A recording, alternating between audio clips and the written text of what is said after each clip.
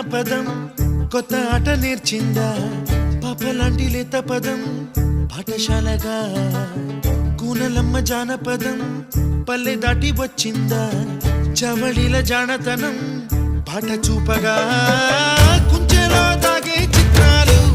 ఎదురొచ్చేలా అంతటా ఎన్నో వర్ణాలు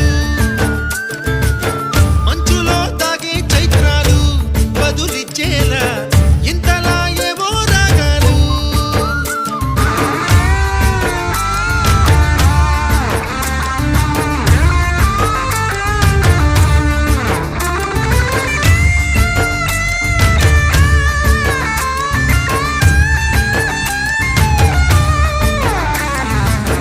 ఆకతాయి సందడిగా